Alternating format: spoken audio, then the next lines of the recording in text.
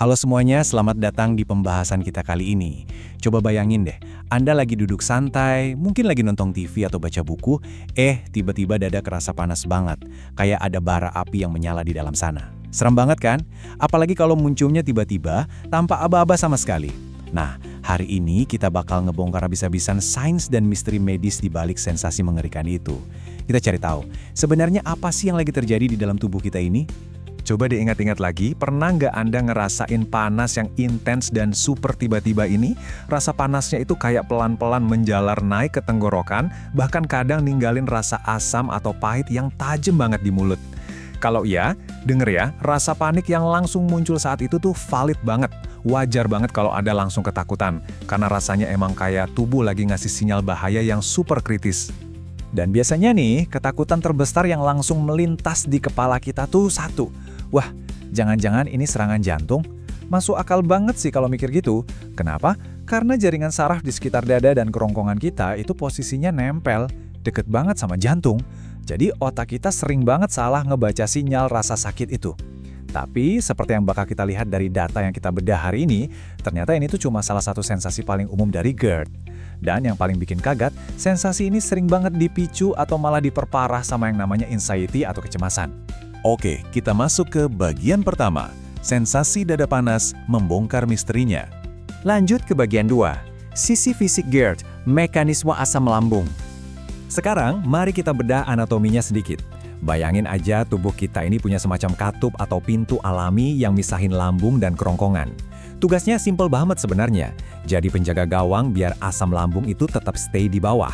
Asal Anda tahu ya, asam lambung itu kuatnya bukan main loh. Bahkan cukup kuat buat ngehancurin beberapa jenis logam keras. Ngeri kan?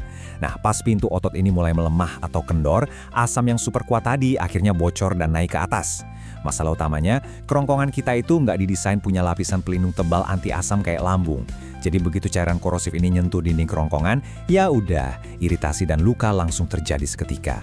Gara-gara iritasi langsung tadi, tubuh Anda otomatis nyalain alarm darurat. Pertama, Anda mulai ngerasain panas yang menekan di dada. Terus disusul rasa perih kayak terbakar yang makin lama makin tajam, menjalar terus sampai ke pangkal tenggorokan. Nah, kumpulan sensasi fisik yang spesifik ini nih, yang secara medis dan sering kita dengar sehari-hari, disebut sebagai heartburn. Masuk ke bagian 3, peran anxiety, sisi mental dari heartburn. Tapi tunggu dulu, urusan biologi fisik yang barusan kita bahas itu ternyata cuma separuh cerita loh. Kalau kita cuma fokus ke lambungnya aja, kita bakal kelewatan akar masalah utamanya. Jadi gini, sebenarnya ada dua mesin yang menggerakkan rasa sakit ini. Di satu sisi, ya ada pemicu fisik murni, yaitu naiknya si asam lambung tadi. Tapi di sisi lain ada pemicu mental yang kekuatannya gak main-main. Pas Anda lagi cemas atau stres, otak tuh langsung ngelepasin gelombang hormon stres. Hormon-hormon ini langsung ngasih perintah ke lambung buat produksi lebih banyak asam. Gak cuma itu, kecemasan tadi secara otomatis bikin otot-otot di sekitar dada Anda jadi kaku dan tegang banget sebagai bentuk respons stres alami dari tubuh. Terus, apa efek nyatanya dari pemicu mental ini? Sensasi terbakarnya bakal terasa jauh lebih kuat, menyebar lebih luas di area dada, dan durasinya bertahan jauh lebih lama. Kok bisa sih? Karena secara biologis, anxiety itu menurunkan ambang batas rasa sakit Anda. Ini fakta yang super penting, tapi sering banget disalahpahami. Kadang ya, walaupun kadar asam lambung Anda sebenarnya lagi normal atau nggak tinggi-tinggi amat, rasa panasnya tuh tetap kerasa intens banget. Kenapa? Ya karena otot yang tegang tadi ditambah saraf-saraf di dada yang jadi hipersensitif gara-gara stres psikologis itu. Kita lanjut ke bagian 4. Siklus ganas, GERD dan anxiety. Mari kita urai siklus setan ini pelan-pelan, karena disinilah letak inti masalahnya.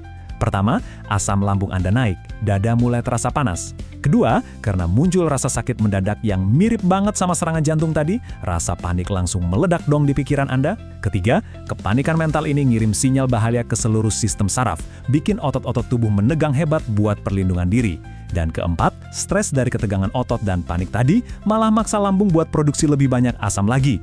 Asam naik lagi, Anda makin panik, dada makin tegang, siklus ini terus aja muter-muter nggak ada ujungnya. Nah, ini dia momen pencerahannya.